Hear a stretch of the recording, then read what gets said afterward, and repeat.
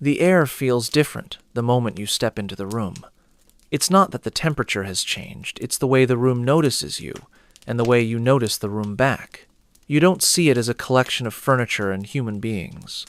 You see it as a quick, silent battlefield of glances, raised eyebrows, and the occasional subtle smile. A battlefield where no swords are drawn, but reputations are made or dismantled in under 7 seconds. You probably won't make it through this day without making at least 47 snap judgments. And before you get defensive, yes, you will. You'll size up the man in the gray blazer, wondering if he's more important than you. You'll silently decide whether the woman with the bright scarf is approachable or secretly terrifying. You'll even form opinions on chairs. Chairs. Welcome to the labyrinth of first impressions. Before we dive in, take a slow breath. I'd love for you to like this video gently, of course.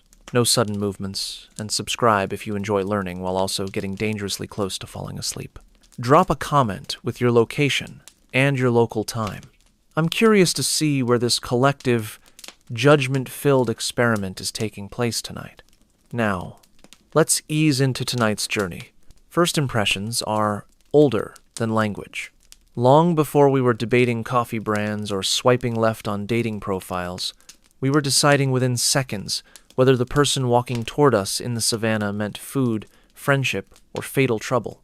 Your brain has a special shortcut for this. It's called thin slice processing, essentially, a way to make lightning-fast decisions based on very little information. Useful when a saber-toothed cat is charging at you. Less useful when you're deciding whether to trust a man in a bow tie. One major historical fact. In the 19th century, physiognomy, a pseudoscience claiming you could judge a person's character by their facial features, was so respected that it influenced hiring, marriages, and even legal trials. This, of course, led to spectacularly wrong conclusions.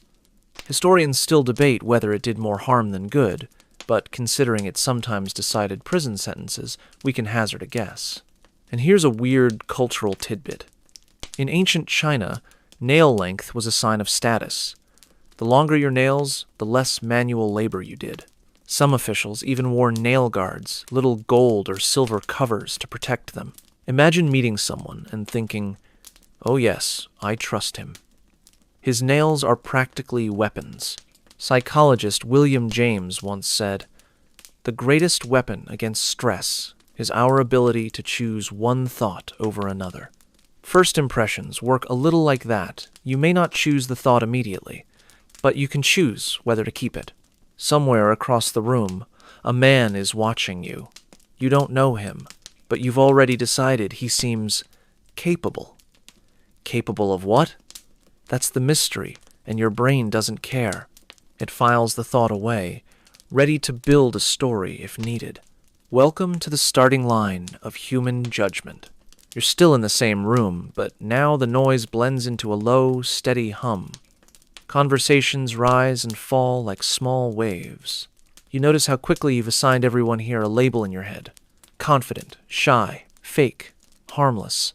It's not that you're mean, it's that your brain is astonishingly lazy. Research suggests that we form first impressions in as little as 100 milliseconds less than the time it takes to blink. The psychologist Nalini Ambady called it thin slice judgment, and her experiments showed that people could watch a 2-second clip of a teacher with the sound off and still rate their competence with surprising accuracy. Accuracy here is, of course, debatable. Just because you think you know someone doesn't mean you do. But the brain loves shortcuts, and this one's built in. Weird cultural tidbit for you. In medieval Europe, people judged travelers by the dust on their shoes. A little dust meant you journeyed far and brought exotic stories. Too much dust, though, and you were probably a vagrant. This is why wealthy travelers often changed shoes before arriving in a city to appear adventurous, but not desperate. A delicate balance, much like today's art of looking effortlessly well-dressed. The psychology here is fascinating and slightly annoying. First impressions are shaped by the primacy effect, the tendency to remember the first thing we learn about someone more than anything that follows. You could meet someone who spills coffee on your shoes and later saves you from a burning building, but part of you will always remember them as the coffee spiller. Historical fact for this round. In the court of Louis XIV, the Sun King himself, courtiers were judged on the elegance of their bow. Entire political fortunes rose or fell depending on whether your bow was deep enough, timed correctly, and heaven forbid performed without a wobble. Scholars still debate whether this rigid etiquette preserved order or simply made everyone's knees hurt. And the quote to keep in mind, "We don't see things as they are. We see them as we are." Anais Nin. It's a humbling reminder that your snap judgments reveal more about your mind than the person standing in front of you. You turn your head slightly and catch someone staring at your shoes. Without thinking, you glance down, checking for a smudge. That's the quiet power of first impressions. They slip under your skin before you even notice. Somewhere deep down, part of you is already rewriting your own story to fit the one they've just imagined. You've always known a face can tell a story, but here's the trick. It's not the story. It's your story. The features you see aren't neutral data points. They're a canvas your brain paints on with all the brushes it's collected over a lifetime. A raised eyebrow might mean intrigue to you, judgment to someone else, and "I'm just thinking about soup" to the person wearing it. Yet, in the blink of an eye, you've decided who they are. Faces are our favorite judgment tool. Evolution wired us to read them fast, because misreading one could mean the difference between an ally and a predator. Anthropologists think this is why babies lock onto faces almost immediately after birth. They're scanning for cues of safety or danger before they even know what safety or danger is. One major historical fact. In the late 1800s, Sir Francis Galton, a cousin of Charles Darwin, took face, reading to a strange extreme. He tried to create composite photographs by layering multiple faces of criminals or degenerates, his term, not mine, to see if evil had a consistent look. Spoiler, it didn't. But his work fueled the now discredited idea that morality could be measured by cheekbone height. You spot someone across the room with the kind of face that makes you think, they've seen things. Is it the eyes, the faint line between their brows, or is it the way they hold their mouth, as though weighing a sentence they'll never say? You can't tell, but your mind's already writing their biography. They were probably a sailor or a spy, or maybe just a librarian who once lost a very important book. Weird cultural tidbit. In Japan, people sometimes judge trustworthiness based on yeba, slightly crooked teeth, which can be considered charming and approachable. In the US, a perfectly straight smile is seen as polished and successful. Same mouth. Completely different conclusion. The irony? In ancient Rome, crooked teeth weren't just accepted, they were sometimes faked for fashion. A soft laugh ripples somewhere to your left. You turn, and the sound is paired with a warm face, open and unguarded. Instantly, you like them. But here's the part psychologists love to point out: you're not responding only to their expression. You're also reacting to your own past, the way a smile once saved you in a tense moment, or how it reminds you of a friend. Here's a line from Carl Jung to keep tucked in your mind. Everything that irritates us about others can lead us to an understanding of ourselves. A first impression, then, is less about them and more about the mirror they unknowingly hold up to you. Of course, sometimes the mirror lies. Historians still debate whether the famous Mona Lisa smile was intended to seem mysterious, inviting, or simply the result of Leonardo's model being told to hold still for far too long. Either way, the world has spent over 500 years judging a woman who never gets to explain herself. A man walks past you now, his expression unreadable, the kind that could hide either great wisdom or the knowledge of where the best pastries are. You'll probably never know which one is true, but your mind, impatient as always, chooses an answer anyway and files it away under "people I might trust" in a crisis. You've probably heard the phrase, "dress for success." The problem is, No one mentioned that the definition of success changes depending on who's looking at you. Clothing doesn't just cover you, it tells a story before you open your mouth. A story people read in less than a heartbeat. And unlike the stories we tell with words, these are the ones we can't easily interrupt or edit halfway through. You take a slow walk along the edge of the room, letting your eyes scan people's outfits. The man in the tailored navy suit? You've already decided he's organized, maybe powerful. The woman in the flowing patterned dress? You peg her as creative, perhaps even mysterious. You haven't spoken to either of them, but your brain is happily filing away facts that may be complete fabrications. Historically, humans have been obsessed with this silent language of fabric. One major historical fact. In medieval Europe, sumptuary laws dictated what colors, fabrics, and even styles you could wear based on your social rank. If you were a commoner and dared to wear purple silk, you weren't making a bold-fashioned choice, you were committing a crime. In England, under Queen Elizabeth I, these laws were so specific that even the width of your ruff, those stiff, frilly collars, could land you in trouble. It wasn't just fashion, it was social control, woven into every seam. Weird cultural tidbit. In the late 18th century, French aristocrats began wearing elaborate fake moles, called mouches, on their faces not because they liked the look, but because each placement signaled a different personality trait. A mouche near the lip suggested flirtation. Near the eye, passion. Imagine walking into a party today with a sticker on your face that says, "Hi, I'm approachable but mildly dangerous." The message would still get across. The psychology of clothing runs deep. The halo affect our tendency to assume someone's overall character is good based on one positive trait works in fashion too. If someone's outfit is sharp, we often assume they're competent in other areas, whether or not that's true. It's why politicians spend so much time refining the exact shade of their suit jackets. Not too flashy, not too dull, just enough to make you think they have things under control. You pause by the refreshment table. The person next to you wears jeans and a hoodie. If you'd seen them alone in a coffee shop, you might have assumed they were a student or a freelancer. But here, in a room full of sharply dressed people, their casualness makes them seem confident, maybe even more important than the suit wearers. Context flips the meaning. Here's a quote from Ralph Waldo Emerson that feels fitting. "The world is full of fakers.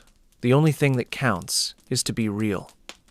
Of course, Emerson lived in the 19th century, when being real still required a cravat, and possibly a top hat. Historians still debate whether clothing-based class rules actually maintained order, or just gave people new ways to show off. On one hand, limiting luxurious fabrics to nobility-reinforced power structures. On the other, people found loopholes like dyeing cheaper fabrics to mimic expensive ones, or layering enough clothing to hide the forbidden material underneath. The truth is, we judge clothing because it's easy. You can't see someone's honesty or intelligence at first glance, but you can see whether their shoes are polished. Your mind, wired for efficiency, takes that tiny scrap of information and builds a whole character profile from it. Sometimes you're right. More often, you're just making educated guesses while sipping something lukewarm from a paper cup. You spot a man in a bright orange tie. The color is loud in this muted room, almost defiant. Without meaning to, you think, he must want attention. But maybe he just likes orange. Maybe it was a gift. Maybe his other tie had a stain. You'll never know. But the judgment is already logged in your mental filing cabinet. You wander back toward the center of the room, passing the navy suit again. This time, you notice his scuffed shoes. And suddenly, just like that, your impression shifts. The power, the polish, it's still there, but now it's mixed with something else. Maybe he's more approachable. Maybe he's just bad at shoe care. That's the fragile, shifting nature of first impressions. Tiny details can tip the scale either way. You notice it before you even notice the words, the voice. It's the warm timbre of a greeting, or the cool edge of disinterest. Voice is a handshake without the touch. an unbuttoned window into mood, personality, and sometimes intent. You stand near a small group chatting by the doorway. One man's voice is deep, calm, with a rhythm that seems to roll each word into the next like a river you could drift along. Another voice in the circle is sharper, higher pitched, and punctuates sentences like quick taps on glass. You don't realize it, but your judgments have already formed. The river voice? Trustworthy. The glass tap voice? Maybe impatient, or simply enthusiastic, depending on your mood. One major historical fact. In ancient Greece, orators trained their voices as carefully as athletes trained their bodies. They practiced tone, pitch, and pauses for years, believing a strong voice could sway crowds more than the strength of their arguments. Demosthenes, one of Greece's most famous speakers, reportedly trained by shouting over the sound of waves to strengthen his projection. Scholars still debate whether this was practical or just very dramatic. Weird cultural tidbit. In the 1930s, American radio announcers were sometimes hired based on something called the smile in the voice. Listeners could supposedly hear if the announcer was smiling, and it made them feel more at ease. To this day, some customer service jobs require training in smiling while speaking. You may never know for sure if it works, but you do notice when it's missing. You think about the times you've met someone whose voice instantly altered your impression of them. A neighbor who looked intimidating until they spoke in a gentle, almost musical tone. A colleague whose casual look seemed unremarkable until they spoke with authority that made everyone turn their heads.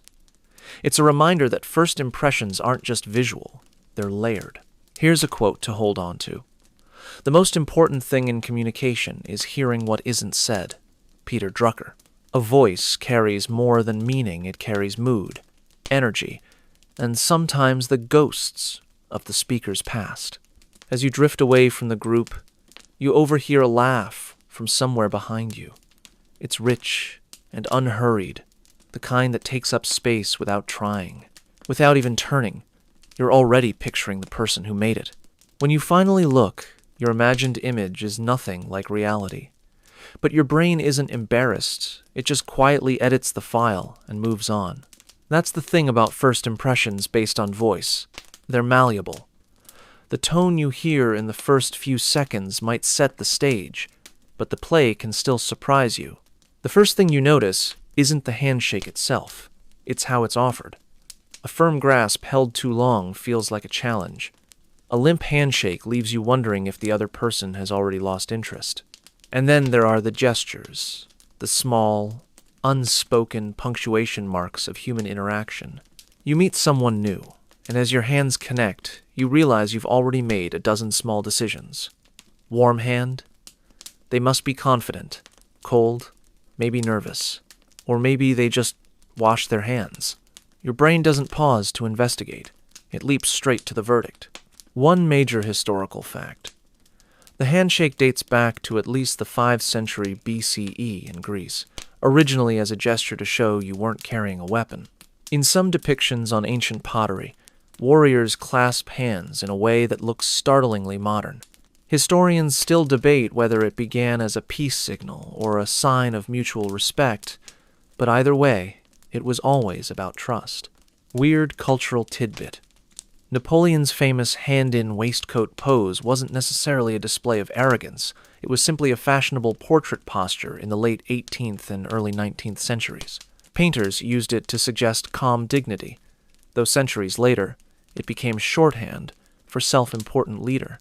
Body language is a whole library of first impressions. Crossing arms, defensive, or maybe just cold.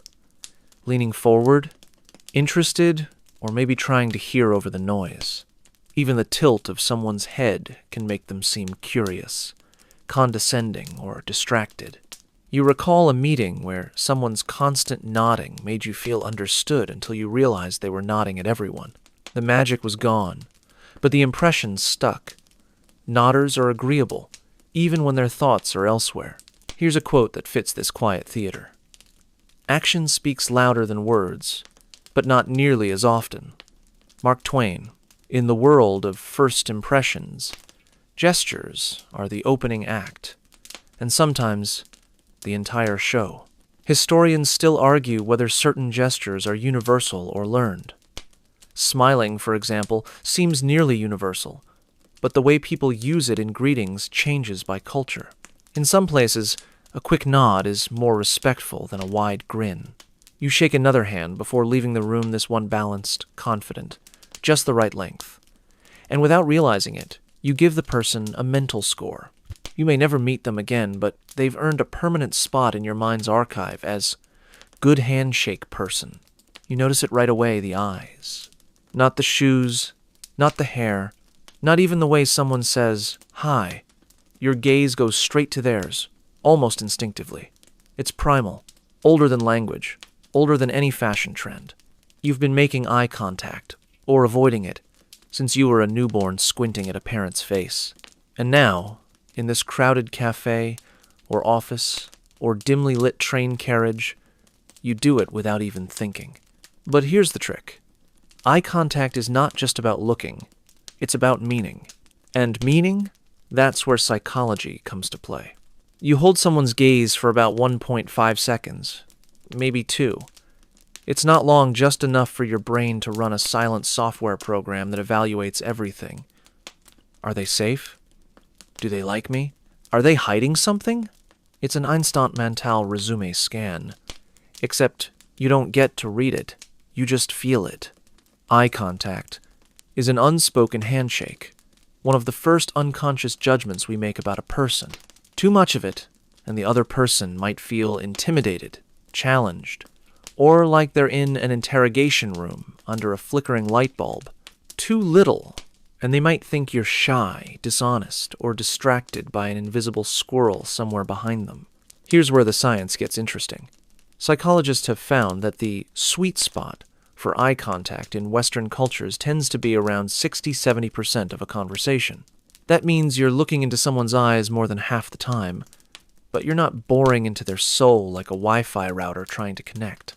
That's the balance where people tend to rate you as warm, confident, and trustworthy. Go above that, and you risk crossing into the creepy zone. Of course, culture plays a huge role here. In Japan, prolonged direct eye contact can be considered rude or even aggressive. In some Middle Eastern countries, too little eye contact can signal disinterest or disrespect. And then there's Italy, where locking eyes while talking can feel like you're in a passionate opera scene, even if you're just ordering coffee. But here's the kicker. We're not as good at reading eye contact as we think. Research from the University of British Columbia found that while we often interpret gaze as a sign of honesty or attraction, it's actually a terrible lie detector. In fact, skilled liars often use steady eye contact to appear more believable. So yes, your mother's advice, look people in the eye and tell the truth, was great for teaching manners, but not for spotting deception.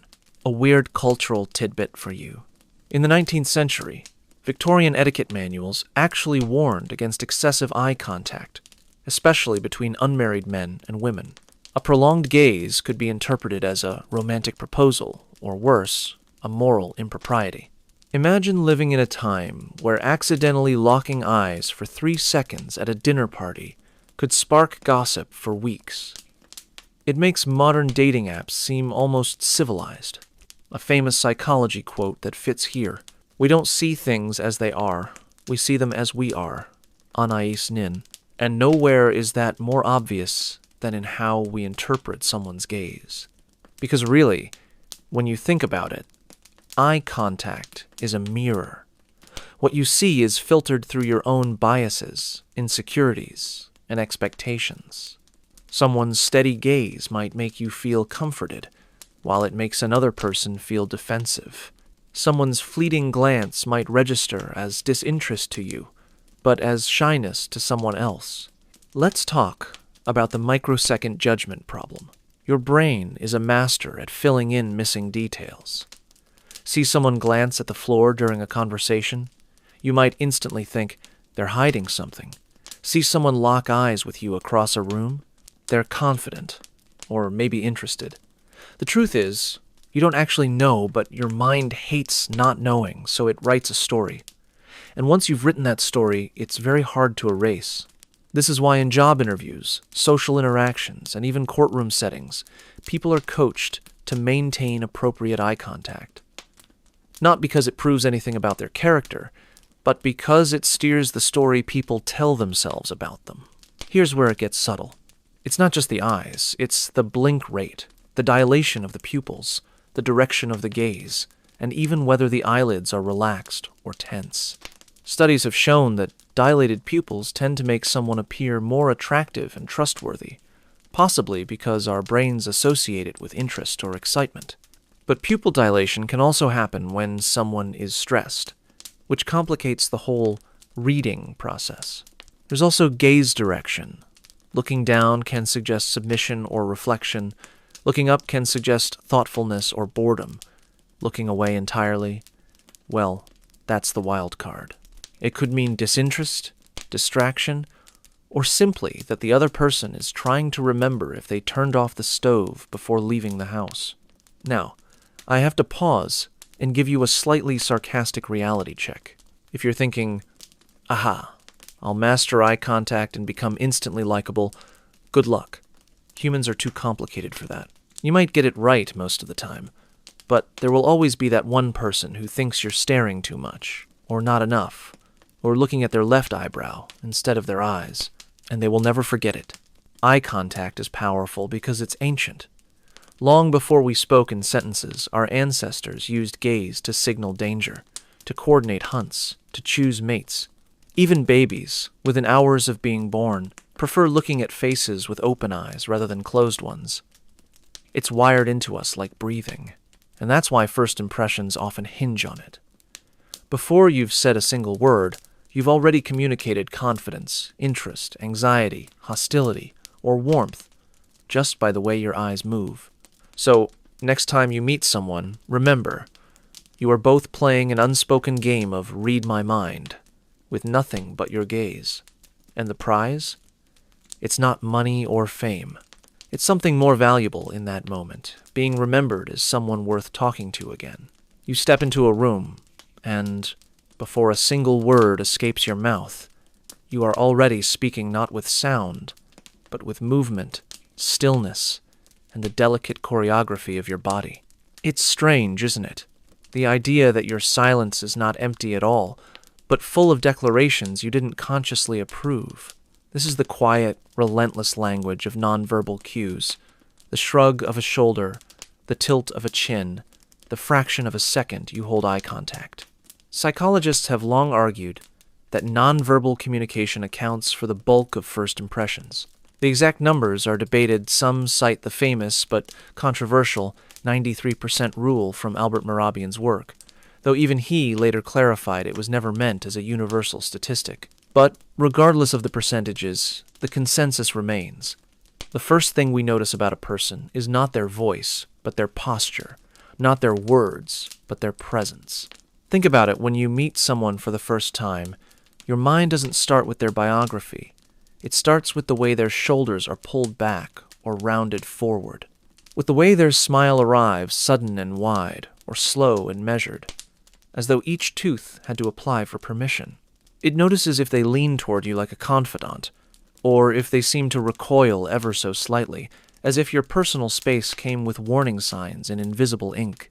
These cues act like subtitles for the emotional tone of a meeting, translating feelings into gestures before the conversation can even begin.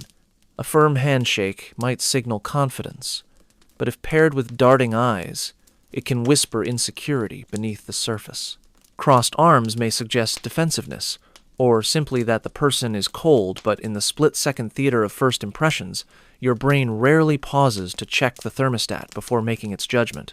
And here's where the strange alchemy happens. Our interpretation of these cues is as much about us as it is about the other person. The meaning you assign to a smile is filtered through your history. Perhaps smiles from strangers have always meant kindness to you, or perhaps they've been preludes to manipulation. In either case, your perception arrives preloaded, ready to label and file away the gesture before the speaker has a chance to explain themselves. Eye contact deserves its own quiet chapter in this story. Too much, and you feel interrogated.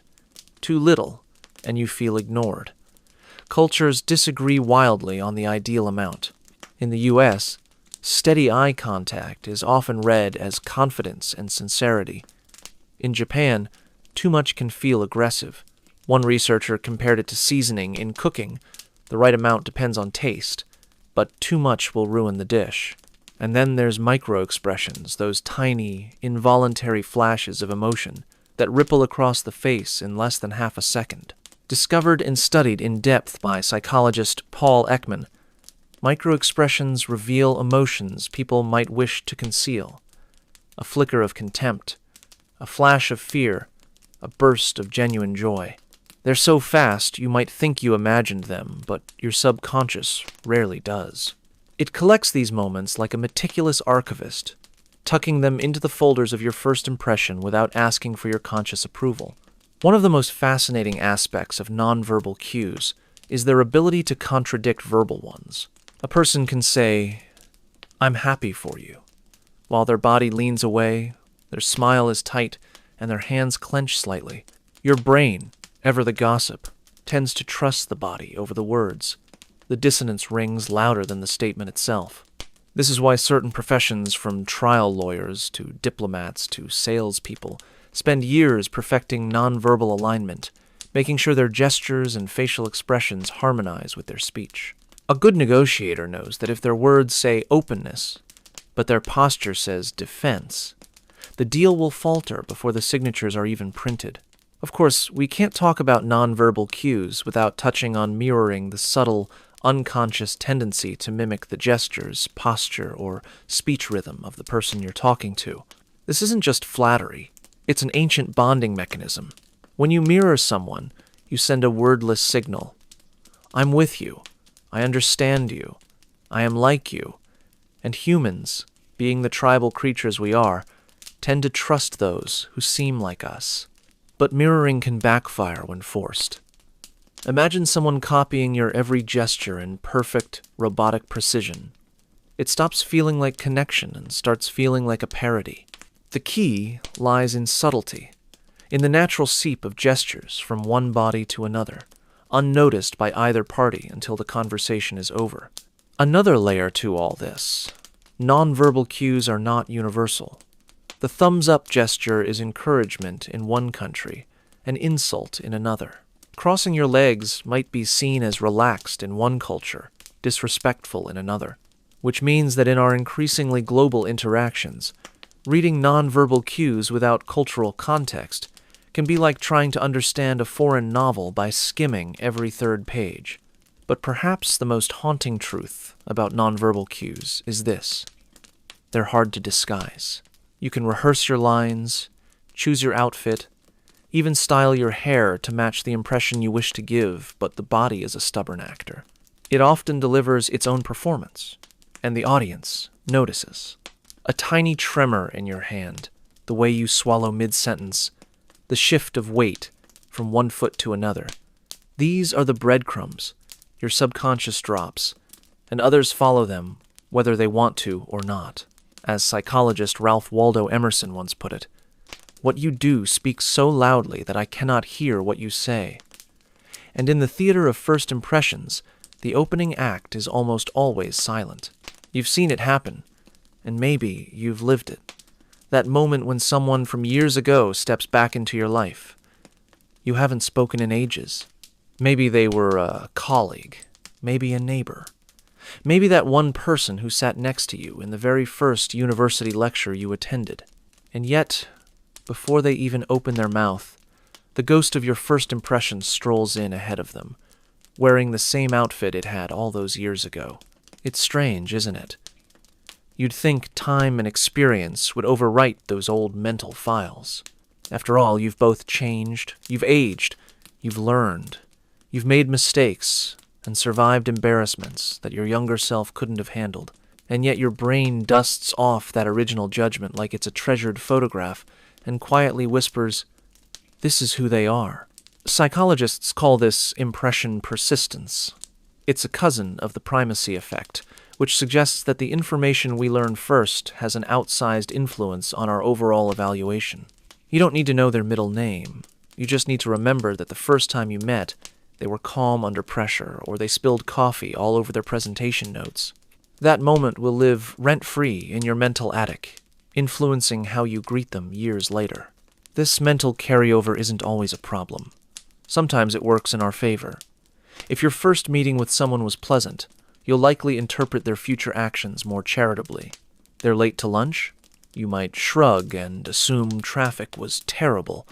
But if your first meeting was sour, well, lateness suddenly feels like a personal insult.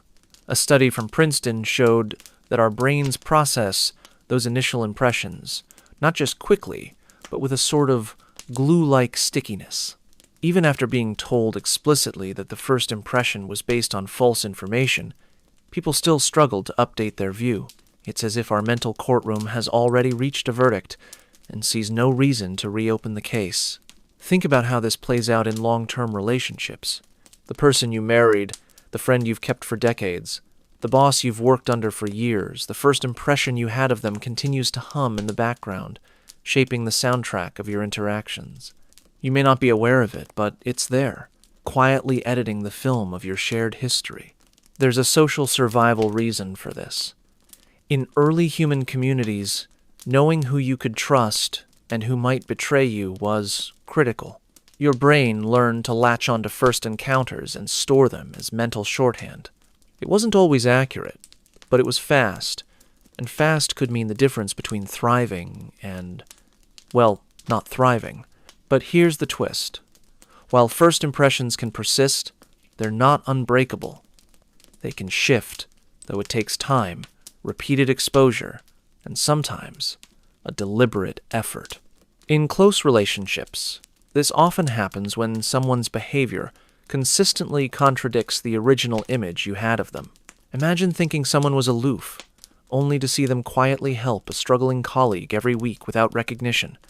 Eventually, the brain starts to file new notes, not erasing the old ones, but adding footnotes in the margins. The real challenge is that our minds are often lazy editors. We prefer to keep the old storyline intact because rewriting it requires mental energy. Updating a first impression is like renovating a house while still living in it inconvenient, disruptive, and occasionally uncomfortable. That's why misunderstandings can be so persistent in long-term connections. If your first impression painted someone as critical, you may still bristle when they give feedback years later, even if their tone has softened. And if you first saw someone as warm and trustworthy, you might excuse their small betrayals longer than you should. One fascinating cultural tidbit. In Japan, there's a concept called aikuchi, which refers to a seamless joining originally of a sword's blade and handle. But metaphorically, it's about the way two people's first encounters fit together without friction. In some traditional matchmaking situations, great emphasis is placed on that initial meeting, almost as if the future harmony of the relationship can be predicted in that one interaction. The belief is that if the fit is wrong from the start, no amount of smoothing will ever fully remove the seam. And yet, in Western cultures, we like to think of ourselves as open to change, as if we can flip our opinion of someone overnight if we learn something new. But the data says otherwise. Even when confronted with strong, contradictory evidence, the rewiring process can take months or years. This is why, in corporate settings, companies invest heavily in onboarding. They know that a new employee's first few weeks will set a tone that's hard to undo later.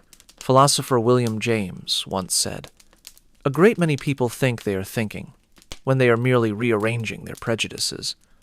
He wasn't wrong. First impressions are essentially socially acceptable prejudices, shaped in microseconds and curated over years. So, what do you do if you realize your first impression of someone might have been wrong?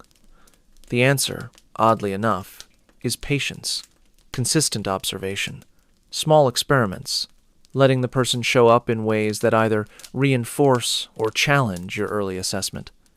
And perhaps hardest of all, being willing to sit with the discomfort of ambiguity. Because maybe that's the hidden cost of first impressions. They give us certainty when what we need is curiosity. And in long-term relationships, curiosity might just be the bridge that lets us cross from who we thought someone was to who they actually are. But of course, your brain still likes efficiency. So the next time you meet someone new, it will probably still judge them in less than a heartbeat. You don't carry a printed CV in your pocket, but you do walk around with something far more persuasive, an invisible resume. It's stitched into your posture, it's written in your clothing, and it's whispered in the rhythm of your voice. You can't hand it to someone over a coffee table, but the moment you step into a room, it's already been read and judged, and maybe even filed away in someone's mental drawer labeled, "Yes, this person matters," or "No, pass." The funny part? You didn't even sign off on it. No one asked your permission before this unspoken biography was created. This resume has been in circulation since you were a kid, gathering bullet points from the way your parents spoke to you, the schools you went to, the cultural cues you absorbed, and yes, even that unfortunate haircut you had in 7th grade that taught you how to avoid eye contact for 3 months straight. The first line of that invisible resume, your energy signature. Sounds mystical, right? But psychologists and social scientists alike agree. People can often detect your emotional state within milliseconds. Even before they process what you're wearing or what you've said, they're already reading the vibe you bring into the space. Call it intuition. Call it mirror neurons firing either way. We're constantly scanning for emotional temperature. Ever walk into a room and instantly feel tension in the air? That's you reading someone else's resume without realizing it. And conversely, when you walk in smiling but slightly rushed, people instantly register approachable, but in a hurry. That entry gets written in pen. There's a reason why so many Dress for Success books have sold millions of copies. Whether it's fair or not, your clothing writes the first paragraph of your story. A tailored jacket says something entirely different from a worn hoodie. And while many of us want to believe in the don't judge a book by its cover philosophy, the truth is, our brains are lazy. We take shortcuts. We use whatever visual information we can get to guess the rest of the story. And this isn't just about looking rich. Research by Princeton psychologists Janine Willis and Alexander Todorov found that people make judgments on traits like trustworthiness, competence, and likability in less than 1/10 of a second. Your outfit, your colors, the texture of your clothing, they're all part of that lightning-fast judgment process. It's not always accurate, but accuracy was never the brain's first priority in these snap assessments. Survival was, in prehistoric terms, that person looks sickly and might be carrying disease, or that one seems strong enough to help in a hunt. Those snap judgments mattered. Your modern office blazer is just the 20th century upgrade of that same primal code. Your shoulders are telling on you. Your hands are spilling secrets. That little bounce in your step, it's basically a footnote that says, "I'm confident and optimistic, at least for today." Psychologist Albert Mehrabian's often misquoted research suggested that 55% of communication is body language, 38% is tone of voice, and only 7% is actual words. While later researchers have clarified that this isn't universal in all contexts, the core truth stands. Nonverbal cues dominate first impressions. Crossed arms can scream defensiveness. A tilted head might suggest curiosity.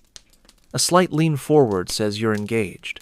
And yes, even micro-movements like where your feet point are picked up by the subconscious minds of others. We often underestimate the role our voice plays in judgment. Not what we say, but how we say it. Deep, slow tones are often read as authoritative. Rapid-fire, high-pitched speech can signal nervousness or enthusiasm depending on the context. And volume? Walk into a quiet cafe speaking just a little too loudly on the phone, and watch how quickly people write rude into your invisible resume without even making eye contact. Studies from the University of Glasgow suggest people can judge emotions like happiness, sadness, or fear from a single spoken syllable. Which means the way you say, high is doing more PR work for you than most of your social media posts. Here's the fascinating, slightly terrifying part. There are things you can't hide. Psychologist Paul Ekman's research into microexpressions, fleeting facial expressions that last less than half a second, shows that even if you try to mask your feelings, your face might betray you. You meet someone you instantly dislike, but you're trying to be polite. For a fraction of a second, your lip curls in disgust. They don't consciously register it, but their gut says, "I'm not sure about this person." The resume just got a new bullet point. Your invisible resume isn't the same in every country. The same outfit, tone, and posture can mean wildly different things depending on the cultural lens. In Japan, direct eye contact can feel aggressive. In the US, it's often read as confidence. In Mediterranean cultures, touching someone's arm during a conversation can signal warmth. In others, it's seen as a violation of personal space. So, yes, your resume is edited and reinterpreted constantly by whoever's reading it. The evolutionary purpose is simple. Snap judgments can save energy and protect us from potential harm. Your ancestors didn't have time for deep personality analysis when deciding whether to trust a stranger on the savannah. The faster the read, the faster the response. And yet, in modern times, this system can work against us. We reject people who might be great friends. We overestimate the competence of someone who just happens to have good hair. We hire the charismatic speaker who's secretly terrible at their job, simply because their first impression dazzled us. Here's the quiet irony. The more you try to control your resume, the less authentic it feels, and humans are surprisingly good at detecting inauthenticity. People don't just read what's printed. They sense the ghostwriter behind it. Oscar Wilde once wrote, "Be yourself. Everyone else is already taken." It sounds like a bumper sticker, but it's true. The invisible resume works best when the details line up with reality. Pretending to be confident while your hands shake like maracas only creates cognitive dissonance for the reader. You're reading this now, probably aware that your next walk into a room will feel like stepping into a silent job interview you didn't apply for. And maybe that's a little unnerving. But here's the final twist. Once you're aware of the resume, you can edit it not to fake who you are, but to more accurately represent yourself in those precious first seconds. Because while you can't rewrite someone else's judgment, you can at least give them the right opening line. You've been here before, even if you don't call it by its official name. You meet someone, and within moments, one single detail dominates your entire perception of them. Maybe it's their perfectly tailored jacket. Maybe it's the fact that they held the door for you when they didn't have to. Or maybe it's the way they smirked, like they'd read the last page of life's book and knew something you didn't. That one detail colors every judgment you make after, as if you've dunked the entire person into a bucket of that one color. Psychologists have a name for this mental shortcut: the halo effect. The halo effect happens when one positive quality, attractiveness, confidence, kindness, competence, overshadows everything else, making us more likely to believe the person has other good qualities too, even without proof. It's the reason why attractive people are often assumed to be smarter, funnier, and kinder than they really are. It's the same mental shortcut that makes you think a charismatic speaker must also be morally good, or that the barista with the nice smile probably writes poetry in their free time. It's lazy brain work efficient, yes, but often wrong. The flip side is just as dangerous. The horns effect is when one negative trait makes us judge everything else about a person unfavorably. Someone who interrupts you once in a meeting becomes rude in your mental filing cabinet, and from then on, you'll see every action they take through that lens. A single critical comment from a new colleague can make you unconsciously decide they're competitive, unfriendly, and probably bad at karaoke. Here's the kicker. Both the halo and horns effects are part of the same mental process. Our brains are built to take shortcuts, and first impressions are a ripe playground for them. We evolved to make snap judgments because, for most of human history, waiting for a full character assessment could get you eaten by something large and toothy. If someone looked healthy, strong, and confident, they were probably a better ally. If they looked sick, weak, or untrustworthy, maybe keep your distance. It wasn't always accurate, but it was often fast. Of course, in the modern world, fast isn't always good. That man in the well-cut suit, he might be drowning in debt. That woman with the awkward laugh, she might be a brilliant negotiator. We know this rationally, but in the heat of the first encounter, reason takes a back seat. Daniel Kahneman, Nobel Prize-winning psychologist, puts it this way: we are prone to overestimate how much we understand about the world and to underestimate the role of chance. The halo and horns effects are proof that our understanding of people is often just a reflection of our own assumptions. You can see this effect everywhere once you know it's there. In job interviews, attractive candidates are rated as more competent. In classrooms, teachers often expect better behavior and higher grades from students who look neat and attentive on the first day. Even in courtrooms, defendants who appear trustworthy are more likely to get lighter sentences. That's not storytelling, that's research. There's a slightly absurd historical example from the early 20th century. Edward Thorndike, an American psychologist, noticed that military officers often gave soldiers similar ratings across unrelated traits like leadership ability, physical appearance, and intelligence. If a soldier was handsome, he'd be judged as smarter and a better leader, even if there was no evidence. If he was less conventionally attractive, well, the poor guy was basically fighting uphill in every category. Thorndike's discovery was the formal birth of the halo effect as a concept. The weird cultural tidbit here? In some societies, the halo effect is deliberately encouraged.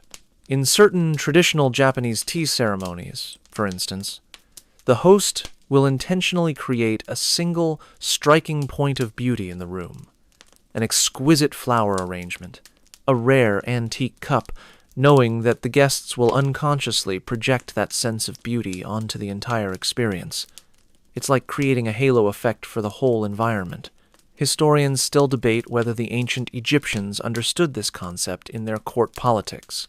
Some argue that the elaborate personal adornment of pharaohs wasn't just about wealth or religious symbolism, but about controlling first impressions so completely that even political rivals felt a kind of awe. If the ruler looked like a god, perhaps they'd be treated like one no matter what decisions they made. The psychology lesson here is double-edged. If you're aware of the halo effect, you can use it to your advantage, maybe by making sure the first thing people notice about you is something you want to define you. A great handshake, a kind greeting, a signature style. But you also need to guard against being swept away by it when judging others. That person who impressed you at the start might still have rough edges you don't see yet. And the horns effect? That's even trickier. Once your brain tags someone negatively, you'll look for evidence to confirm it, a cognitive bias called confirmation bias. Overcoming it takes deliberate effort. You have to ask yourself, am I judging this action for what it is, or for what I already believe about this person? So next time you meet someone new, remember, your brain is ready to crown them with a halo, or hand them a pair of horns before they've even finished their first sentence. And maybe, just maybe, they deserve neither. You walk into yet another room, this one with high ceilings, cream-colored walls, and a carpet that looks like it's been vacuumed so many times. It has actual paths, like walking trails in miniature. You've been here before in spirit. Not literally, but in the way rooms feel when they've been designed to impress without letting you relax. The furniture is symmetrical, the lighting is soft but deliberate, and if you look closely, you'll notice that every chair is at a perfect angle, as if they're all participants in some silent, circular argument. Someone across the room notices you. That someone, a middle-aged man in a navy blazer with the posture of a man who irons his shoelaces, sizes you up in less than a second. He's doing what you do, what I do, what everyone does. Reading a novel's worth of meaning in a blink. It's the unspoken human pastime, judging each other. The funny thing is, no one taught you the exact rules. You didn't sit through a Snap Judgments 101 class. Instead, these rules seeped in over years, like coffee stains in a white mug. The major fact here is almost unsettling in its universality. According to research from Princeton University, people form opinions about a stranger's trustworthiness in just 100 milliseconds. That's about the time it takes for your eyes to register the color blue, or for you to think, was that a bird or a smudge? This finding isn't a footnote in psychology. It's a headline that rewrites how we think about social life. In other words, you could deliver the perfect elevator pitch, but if the first tenth of a second doesn't work in your favor, you're already climbing uphill. There's an obscure cultural twist to all of this. In Japan, there's a phrase, aiba no yoso, which roughly means impression of meeting. Traditionally, in certain Edo period merchant dealings, a prospective partner's posture, voice tone, and even how they placed their shoes at the entrance could determine whether the deal moved forward. Not the actual contract, not the financial viability, the shoes. Historians still debate whether this was truly a rigid custom or a poetic exaggeration, but it serves as a reminder. Sometimes the tiniest signals carry absurdly oversized weight. First impressions are the most lasting, wrote Samuel Johnson, who, ironically, was also known for making terrible first impressions. Johnson had a habit of dominating conversations in ways that were, let's say, vigorous. Still, his point stands. Those opening moments are sticky. They cling to memory like the first song on a road trip playlist, shaping every interpretation that follows. But let's complicate this, because life always does. You're taught to believe in redemption stories, that someone can grow on you. And they can. Yet, psychologically speaking, your brain tends to use the first impression as a lens. If you decide someone is charming in the first meeting, you'll interpret later quirks as endearing rather than irritating. Flip that, and the same quirk becomes a personal flaw. We call this the halo effect, and it's the reason why charismatic people can get away with wearing socks and sandals, while the rest of us would be socially exiled for it. Now you find yourself by the snack table, because somehow every social space you enter eventually has one, and you're watching the Blazer Man interact with someone else. His smile is quick, almost too quick, and you wonder if he's aware of the science behind his own face. Maybe not. Most people don't consciously control their microexpressions, but they sure like. You sit down across from someone you've just met, and before they've even opened their mouth, a quiet conclusion has already sprouted in your mind. It's not a malicious one, not necessarily unfair, but it's there lodged in place like a stubborn puzzle piece you're convinced belongs. Maybe it's their shoes, or the way their hair is combed, or the faint way their hand hesitates before shaking yours. You can't help it, your brain is already assigning labels, drafting a quick biography in the space of a few seconds. Psychologists call this the implicit bias effect, and it's a lot like your brain having an overzealous personal assistant, eager, quick, and frequently wrong. These assistants skim through your past experiences, cultural influences, and even movie cliches, then slam down a folder labeled, "This is who they are." By the time you actually hear their voice, the introduction isn't neutral. It's a court hearing where the verdict is halfway decided. And here's the strange part. You don't just judge others this way. Others are judging you with the same unconscious swiftness. Every culture writes its own subtle instruction manual for interpreting strangers. In Japan, a bow isn't just politeness. It's a micro-assessment of respect, humility, and self-control. In the U.S., a firm handshake often gets filed under confident, while a limp one may end up in the maybe nervous drawer. Your mind doesn't pause to think, is this person tired? Are they shy? Instead, it pulls a shortcut from the drawer and runs with it. One classic study from Princeton University found that people form a basic assessment of someone's trustworthiness in just 1/10 of a second. That's faster than you can blink literally. And while scholars debate whether this snap judgment comes from evolutionary survival instincts or modern social conditioning, the outcome is the same. You make decisions about people's character before you even realize you're making them. Of course, your brain will insist it's being rational. It's not. It's being efficient. And efficiency in first impressions is a polite word for shortcutting reality. When efficiency turns into error. Imagine you're interviewing candidates for a job. Candidate A arrives wearing a sharp, tailored suit, speaks smoothly, and matches your own energy in conversation.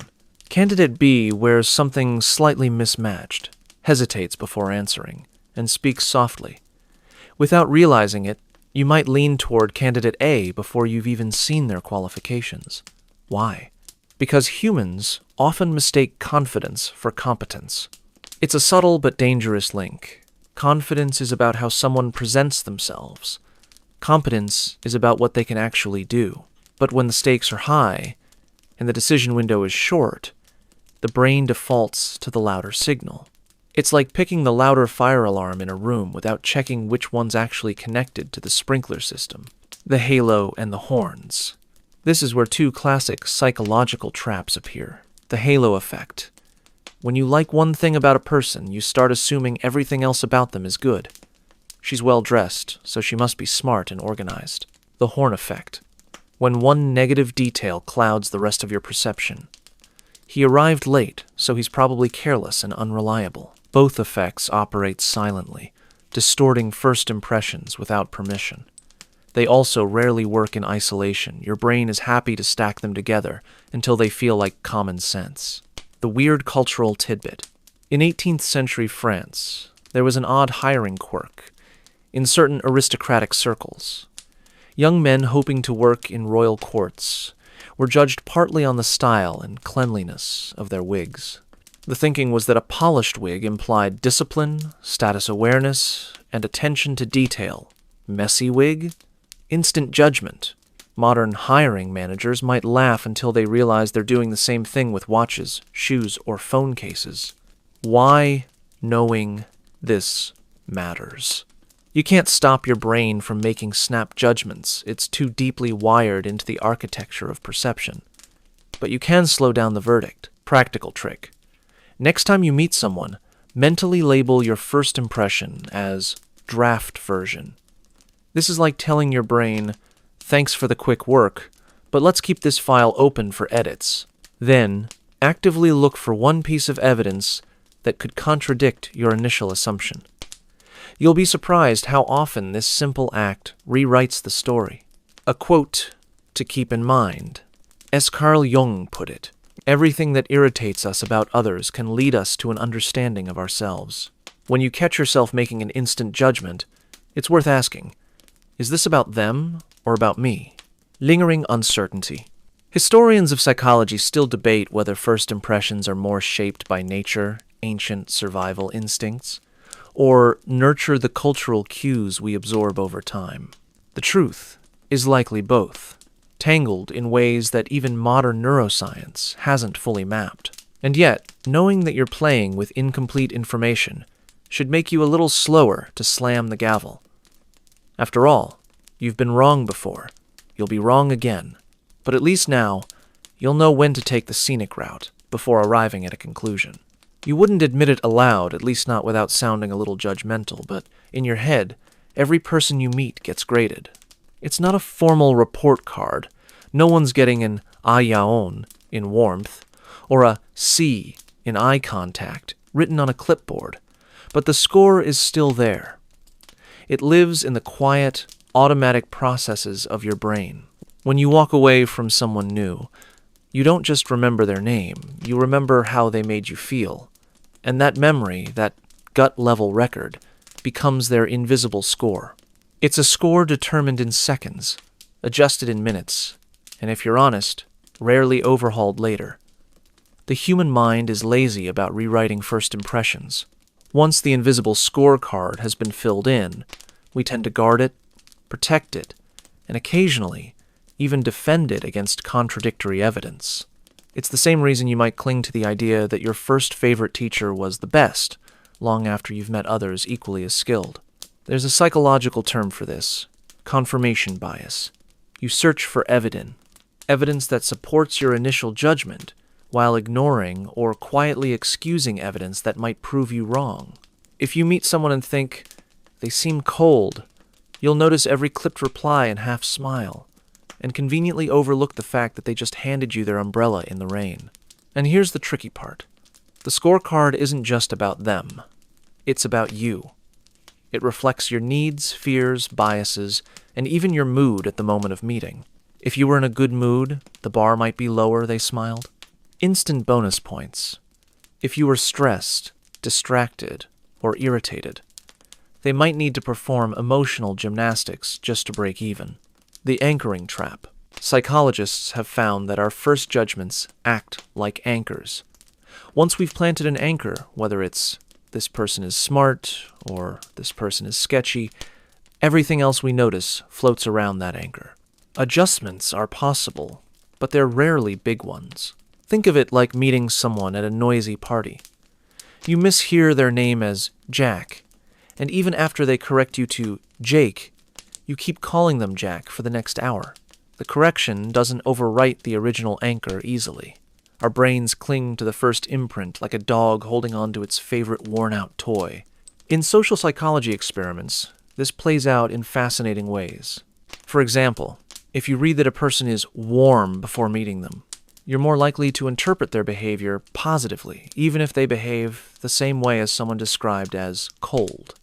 The power of a single word, planted before your first encounter, can tilt your scorecard.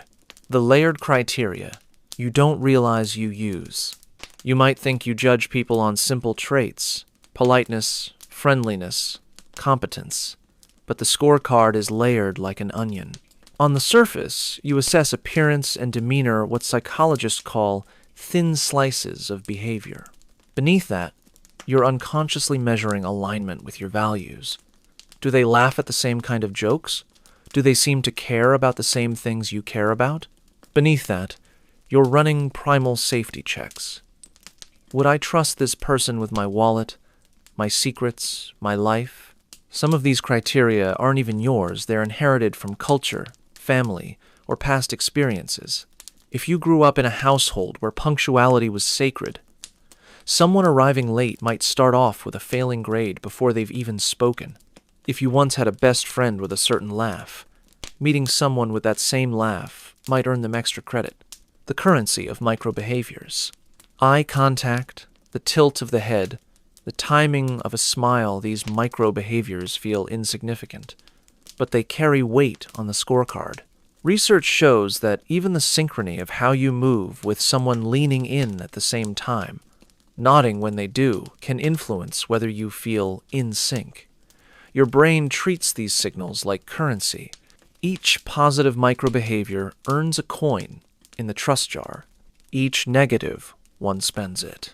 It's not just what they do, but when they do it. A joke too early can feel awkward. A compliment too late can feel obligatory. Timing is its own category on the invisible scorecard, one you probably didn't realize you were using. The halo and horns. Once the first impression sticks, it can expand. This is where the halo effect comes in. If someone scores high in one category, say physical attractiveness, you tend to assume they're also competent, kind, and trustworthy without evidence. The opposite, the horn effect, works just as efficiently. One perceived flaw, arrogance, aloofness, can spill into unrelated categories, making you believe the person is also incompetent or unfriendly, even if there's no proof. In the court of first impressions, evidence is optional. The verdict is swift. Why we don't like admitting we rank people. Partly, it's because ranking sounds unkind. But the deeper reason is that we don't want to admit how biased we are. It's easier to believe that your judgments are the result of reason and fairness, rather than the quick and dirty mental shortcuts evolution baked in. Yet, our brains evolved to make rapid social decisions because, in ancient times, they were survival tools.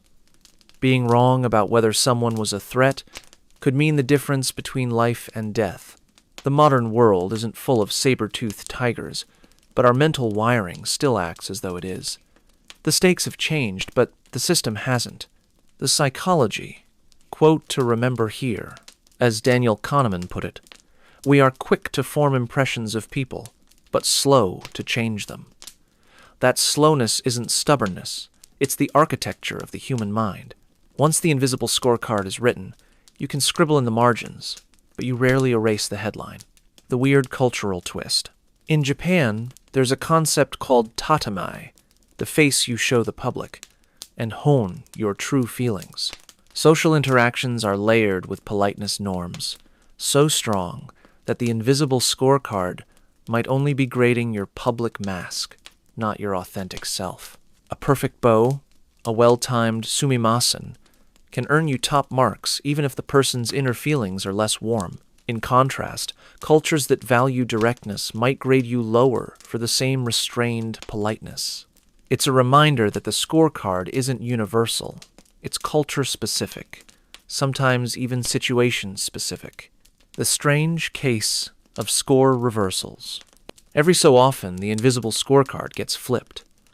Maybe you start off disliking someone only to grow fond of them over time, or you're charmed by someone at first but slowly discover a mismatch in values. These reversals are rare, but they teach you something. That first impressions, while powerful, are not absolute truths. Still, you'll notice that even when you reverse your opinion, it's often done reluctantly, like changing your mind about a favorite movie you've always defended. The human brain resists rewriting the script. It's easier to tweak the ending than to admit the opening scene was wrong. Why? This matters. Knowing that you carry an invisible scorecard doesn't make you a bad person, it makes you human. The real question is what you do with that knowledge. Do you let the scorecard rule your relationships, or do you challenge it when necessary? Do you give people the chance to re-earn points they lost early on? Because here's the quiet truth. The people who surprise you, the ones who rewrite their score over time, often become the most meaningful connections in your life. And as you think about that, maybe you realize that your own scorecard, the one you think others hold about you, might be more forgiving than you imagine. They happen faster than a blink, a twitch at the corner of the mouth, a microcrease between the eyebrows, a subtle tightening of the jaw. Most people don't even notice these things consciously, yet their brain is already making judgments before they can form a single coherent thought. Microexpressions are the tiny, involuntary facial expressions that reveal genuine emotions, often lasting less than half a second. Psychologists like Paul Ekman, who spent decades studying these fleeting signals, have shown that they're universal humans from vastly different cultures display them the same way. And here's the fascinating part. You can't fake them. Even if you plaster on your most polite smile, if you feel disgust, it will briefly flash across your face before your social mask takes over. If you feel contempt, your lip might raise ever so slightly on one side, too quick for your conscious mind to control, but not too quick for the subconscious brain of the person you're meeting to detect. Why micro-expressions matter in first impressions. When you meet someone, your brain is searching for authenticity. It's asking questions without words. Is this person friendly or hostile? Can I trust them? Do they like me?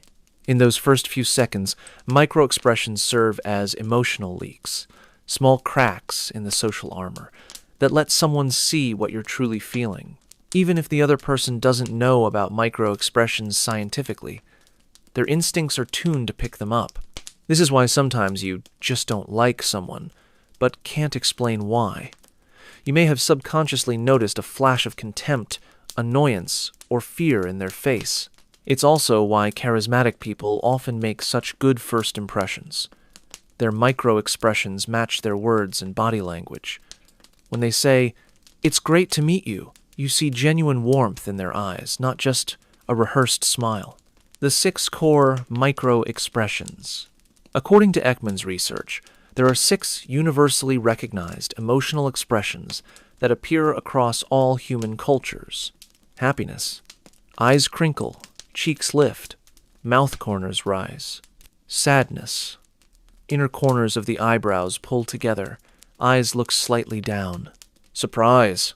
Eyebrows raise, eyes widen, mouth opens slightly. Fear. Eyebrows raise and draw together, upper eyelids lift.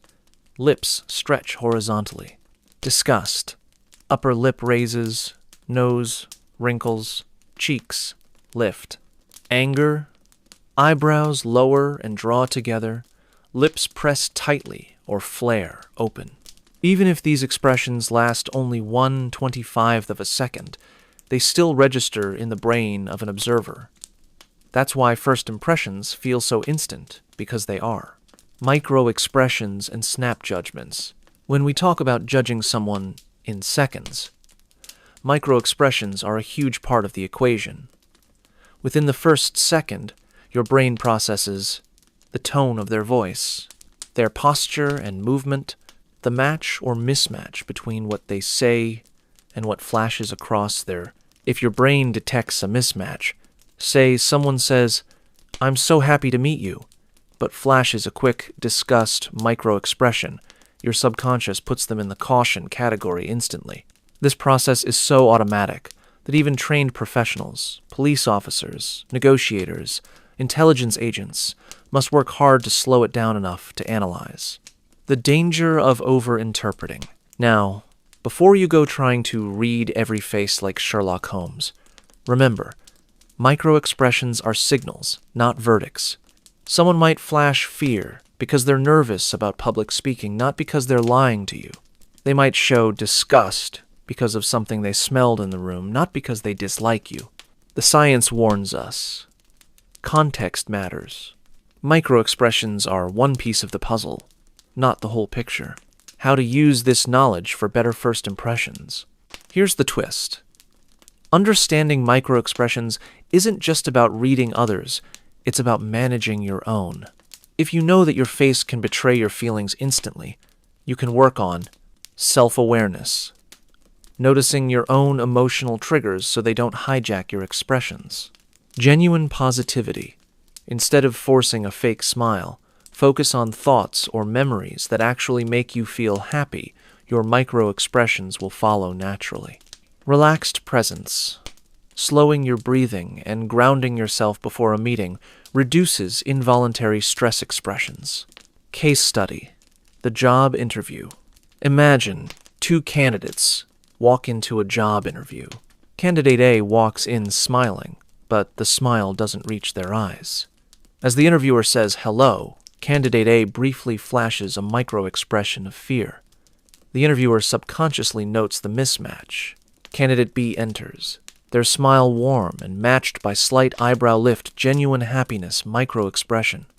Even before any questions are asked, Candidate B feels more likable and trustworthy to the interviewer. Both are equally qualified. Guess who gets the offer? Your brain is both a sender and receiver of micro-expressions. In first impressions, they act like emotional fingerprints, fleeting, involuntary, and deeply revealing.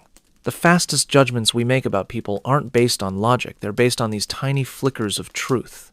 So the next time you meet someone new, remember, your face may be speaking before you do. You meet someone, and within the first blink, your brain has already painted an entire portrait of them. The brushstrokes are quick, crude, and largely imagined, yet somehow they feel real enough to guide your behavior. This is the strange permanence of first impressions. They may be born in seconds, but they live for years, sometimes decades. Consider the coworker who seemed cold on your first day. They didn't smile, didn't meet your gaze. That initial reading lodged itself in your mind like a splinter. Months later, after they've helped you through a project crisis, there's still a tiny part of you that wonders if they secretly dislike you. That's the halo, or, in this case, the shadow effect at work. Psychologists have long studied how our first perception of a person creates a cognitive frame that's stubbornly resistant to change. One classic finding: even when presented with clear evidence that a first impression is wrong, we don't simply erase it. Instead, we revise it in a way that preserves the original. It's as if your brain says, "Sure, they're kind," for someone who seemed unfriendly at first. This persistence is tied to something called belief perseverance. Once we commit to an interpretation, we subconsciously defend it as though changing it would cost us a piece of our identity. And the cost feels real. Because impressions are not stored in a neat, neutral folder in the brain. They're embedded in emotional memory, the kind that shapes not just what we think, but how we feel when we see someone's face. That's why a bad first date leaves a heavier aftertaste than a good one. Disappointment is sticky. Curiosity, not so much. There's an evolutionary logic here. For most of human history, hesitation could be fatal. If a stranger looked threatening, you didn't have weeks to observe their behavior. You had seconds to decide whether to run, hide, or fight. Your amygdala, the part of your brain specializing in fear and threat detection, doesn't care about fairness. It cares about survival. And so, when it sounds the alarm during a first meeting, your rational mind will often scramble to justify that gut feeling rather than challenge it. But here's the quietly unsettling truth. The same machinery that once kept us alive now causes subtle, everyday injustices. People don't just live with the burden of their real actions. They live with the burden of what someone once decided about them in the first 10 seconds. It can be career limiting, relationship warping, and self-esteem eroding. That's why reshaping a bad first impression isn't just a matter of good manners. It's psychological strategy. So, how do people do it? Research suggests 3 main pathways: disconfirmation through consistent behavior, emotional reframing, and unexpected self-disclosure. The first is obvious, but slow behaving, in a way that steadily contradicts the initial perception until the observer's brain simply can't hold both ideas without discomfort. The second works faster, altering the emotional tone of interactions so that the memory of the initial impression gets overwritten with a warmer emotional association. The third is the trickiest, sharing personal information that reframes the meaning of the first meeting. For example, telling the coworker, "I'm sorry I seemed quiet that day. I had just gotten bad news about my father." That tiny peek behind the curtain forces the observer's brain to rewrite the narrative. Interestingly, even when we know first impressions are often wrong, we're not immune to them. A 2018 study found that people who scored high in openness to experience, a personality trait linked to curiosity and flexibility, still made snap judgments. The difference was they were more willing to revisit those judgments later. They built in a kind of mental probation period for new people. Still, even with awareness, there's a tension. The more confident we are in our ability to read others, the less accurate we tend to be. Psychologists call this the illusion of validity, the sense that because your first impression feels vivid and coherent, it must be correct. It's the same mental trap gamblers fall into when they see patterns in random numbers. The story your brain tells is seductive, but not necessarily true. This is why first impressions, once formed, have such a long shadow. They're reinforced not only by our selective memory, which prefers details that confirm what we already believe, but also by the self-fulfilling prophecy effect. If you think someone is arrogant, you might treat them with subtle coldness. They sense it, respond in kind, and voila, your suspicion is proven. You've essentially trained them into behaving in a way that matches your expectations. This loop is what makes social life so tricky. We're constantly walking through a hall of mirrors, reacting not to people as they are, but to people as we first decided they were. They, in turn, are reacting to the image we project onto them. It's a wonder we connect with anyone at all, and yet connection happens. Sometimes gloriously so. Sometimes the first impression is right in the best way. You meet someone and instantly sense warmth, humor, safety. That impression becomes a shortcut to trust, allowing relationships to form quickly. The same mechanism that locks in negative judgments can lock in positive ones, which is why a single kind gesture at a first meeting can become a lifelong memory. The irony is that in both cases, good or bad, the truth is often more complicated than the impression.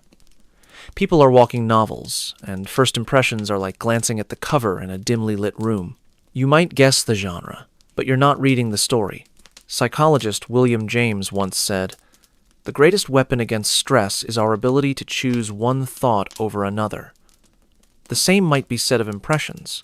Choosing to revise, or at least pause your snap judgments, could be the greatest weapon against misunderstanding. But it requires doing something most of us are not naturally wired for: slowing down, suspending certainty, and allowing people to surprise us. And yes, that's uncomfortable. It's also where real human connection begins. You've been told since childhood that first impressions matter. What no one bothered to mention is that sometimes first impressions matter for all the wrong reasons. They can mislead you, cost you opportunities, damage relationships before they start, and if you're unlucky, lead to years of misunderstanding someone who might have been important in your life. Let's talk about that darker side. The fragility of initial judgments. Here's the uncomfortable truth. Your brain is designed to conserve energy. It doesn't want to think harder than necessary, so it creates shortcuts, what psychologists call heuristics, to process information fast. These shortcuts are incredibly useful in survival situations, but a bit problematic in modern life. That's why your first impression of someone can be almost entirely wrong, yet feel entirely right. Think about this. You meet someone at a party, and they seem distant, barely making eye contact. Your brain, running on quick assessments, might conclude, they're rude, probably arrogant. But what if the real story is that they're dealing with social anxiety? Or maybe they just got terrible news before walking in. One moment, one misread signal, and your mental file on that person is stamped avoid, potentially forever. The psychological mechanisms behind wrong impressions. When first impressions misfire, several mental processes are often at play. Confirmation bias. Once your brain decides something about a person, it looks for evidence to back it up. If you've decided someone is unfriendly, every neutral action will be interpreted through that lens. They didn't text back? See unfriendly. They left early? Clearly uninterested. The fundamental attribution error. You overemphasize personality traits and underestimate situational factors. If someone seems distracted when you meet, you're more likely to think they're inattentive rather than they're late for picking up their child. The halo, horns effect. One trait colors the entire perception. If someone dresses impeccably, you might assume they're competent at everything. Halo. Conversely, if their handshake is weak, you might downgrade your opinion on unrelated abilities. Horns. Thin slicing misinterpretations. Malcolm Gladwell popularized this idea. Your brain can make very fast judgments from thin slices of information. The trouble is, those slices might not represent the whole loaf. When impressions go wrong in professional life, bad first impressions aren't just a social inconvenience, they can derail careers. Consider a job interview. Research shows interviewers form an opinion within the first 10 seconds. That means if you walk in with a nervous smile, stumble over your greeting, or wear a slightly wrinkled shirt, the interviewer's brain might silently conclude, not leadership material. Sure, they'll go through the formal process of asking you about your skills, but the subconscious groundwork has been laid, and it's very hard to reverse it. One study from the University of Texas found that when interviewers had a negative initial impression, they spent less time asking about relevant qualifications and more time confirming their own gut instinct. It becomes a self-fulfilling prophecy. Social relationships built on misreads. First impressions can sabotage personal relationships before they even begin. You meet someone at a friend's dinner, and your instinct says, we're too different. Maybe they talked too loudly. Maybe they were glued to their phone. Weeks later, you learn they were messaging their sister about a medical emergency. But by then, you've already decided they're inconsiderate, and you avoid deeper interaction. Here's the sad part. Countless friendships, romances, and partnerships never even start because the first meeting contained one misunderstood moment. The opportunity for connection evaporates before it even exists. Why wrong first impressions stick so firmly? Psychologists point to something called the primacy effect. The first piece of information you get about someone tends to weigh heavier than anything you learn later. Even when you receive contradictory evidence, your brain resists rewriting the original impression. It's like it doesn't want to admit it was wrong. There's also ego involved. If you admit your first impression was inaccurate, you're acknowledging your judgment was flawed. That's uncomfortable, so your brain prefers to stick with its original version of reality. Historical consequences of misjudgment. First impressions don't just shape personal relationships, they've altered history. One infamous example. In 1914, during tense pre-World War I negotiations, several European leaders underestimated the determination of their counterparts based on early diplomatic meetings. They assumed certain leaders were too reserved or too hesitant to push for war. Those misjudgments fed into underprepared strategies, contributing to the disastrous escalation. Another case. Abraham Lincoln's contemporaries often dismissed him in early encounters, seeing him as awkward, unfashionable, and overly folksy. Several political opponents underestimated his strategic mind, assuming the man they met was exactly what he appeared on the surface. They learned too late that his folksy demeanor was a deliberate persona that masked a sharp political tactician. The psychology of correcting a wrong first impression. Here's the good news. Bad first impressions can be repaired, but it requires conscious effort from both sides. If you've been misjudged, consistency over time, repeated positive interactions slowly chip away at the initial impression. Controlled self-presentation. Show behaviors that directly counter the misjudged trait. If someone sees you as aloof, make a point to initiate conversations. Patience. Remember, you're fighting the primacy effect. It may take months. If you realize you misjudge someone, actively seek disconfirming evidence. Go out of your way to find examples that contradict your first impression. Give second chances. Create new contexts to see the person in a different light. Acknowledge the bias. Simply telling yourself, I might be wrong about them, opens the door for change. When to trust your first impression versus when to question it. The skill isn't to distrust all first impressions. That would be exhausting. The key is knowing when to lean on them and when to put them in quarantine until you have more data. Trust it when stakes are low or when your safety might depend on it. Question it when the situation is emotionally charged, highly unfamiliar, or involves long-term decisions. A first impression is like a trailer for a movie. It gives you a glimpse of the tone and style, but it's not the whole story. Imagine judging a film's quality based entirely on a 15-second ad. That's what happens when you let a single moment dictate your entire perception of a person. The emotional cost of misjudgment. The cost isn't always obvious. You might miss a potential ally, a great friend, or a life-changing mentor. You might even create unnecessary enemies. In workplaces, wrong impressions create quiet silos where collaboration could have flourished. In communities, they create unnecessary divisions. Sometimes, the most painful part is realizing years later that you dismissed someone too quickly. You replay that first meeting in your head, noticing all the signals you misread, and you wonder what would life look like if I'd given them another chance. A quote to hold on to. As Carl Jung once said, everything that irritates us about others can lead us to an understanding of ourselves. In other words, when a first impression rubs you the wrong way, it might say more about your own expectations and fears than about the other person. That's worth pausing on. A mindset shift for moving forward. The next time you feel your brain delivering a quick verdict, you can imagine yourself as a jury member hearing the opening statement in a trial. Yes, it's important, but it's not the whole case.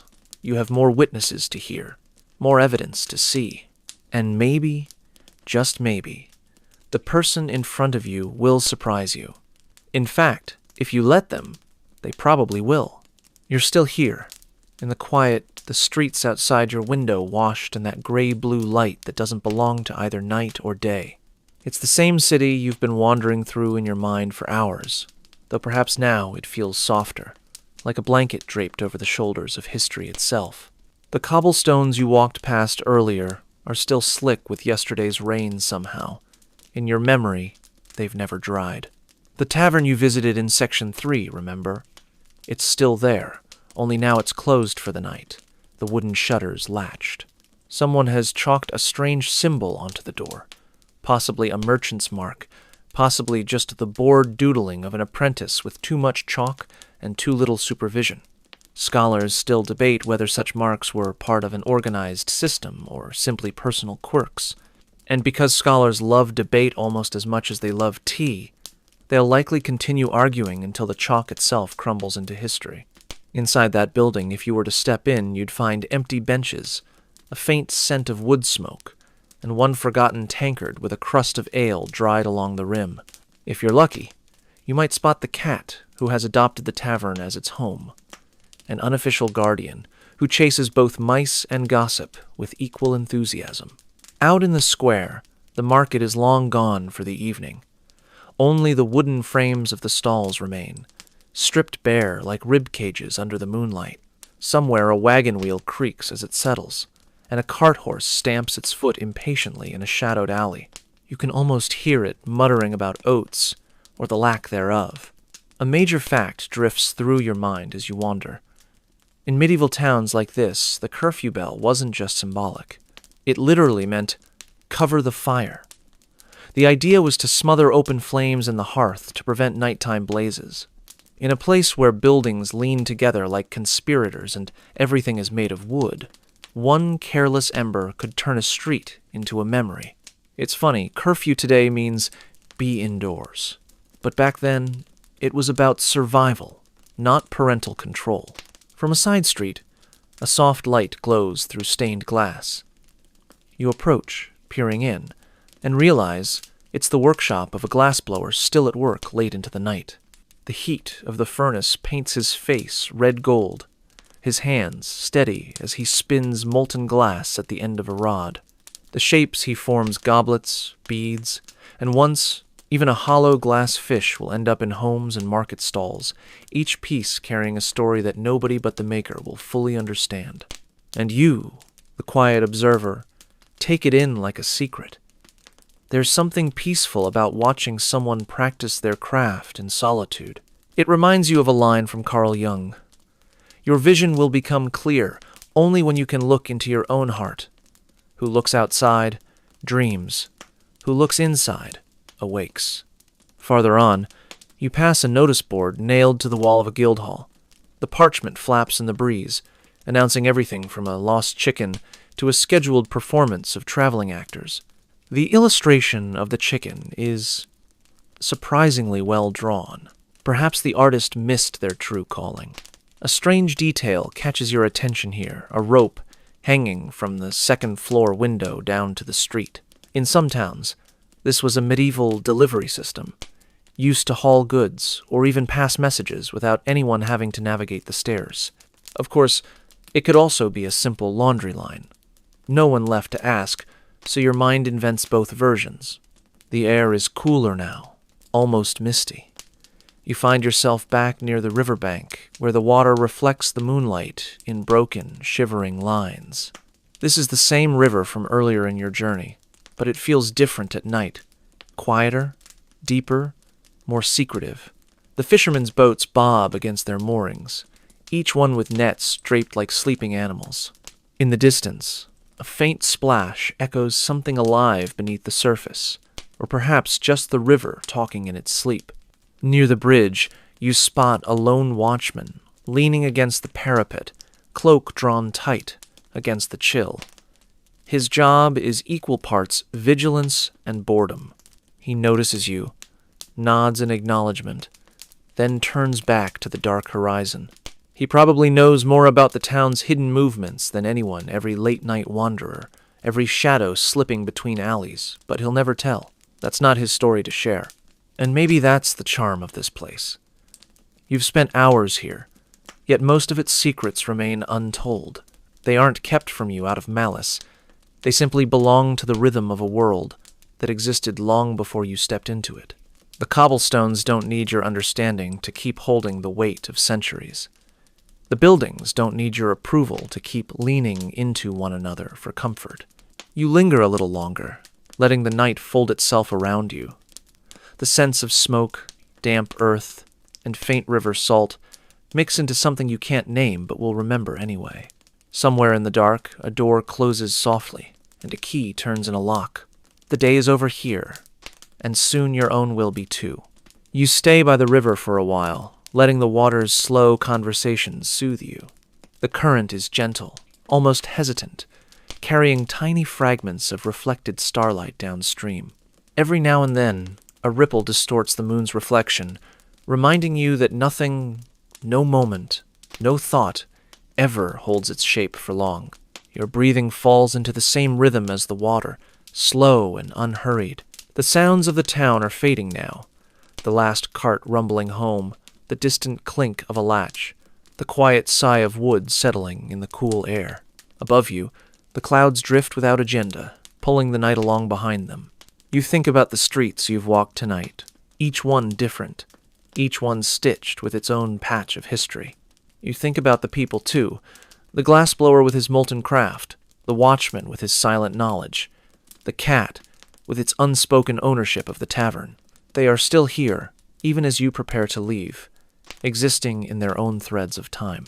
The air grows softer, warmer, like a blanket draped around your shoulders. You close your eyes, and the details of the town's stones, lanterns, faces begin to dissolve into something simpler. Not gone, just keyeder, as if the story has lowered its voice to a whisper meant only for you. When you open your eyes again, it's not to resume the walk, but to step away from it. The streets will still be here tomorrow, or perhaps only in your mind. Either way, you carry them with you. The river continues its quiet journey, and you let yourself follow it, not with your feet, but with your thoughts, until both of you drift somewhere calm, somewhere unhurried, somewhere that feels a lot like sleep.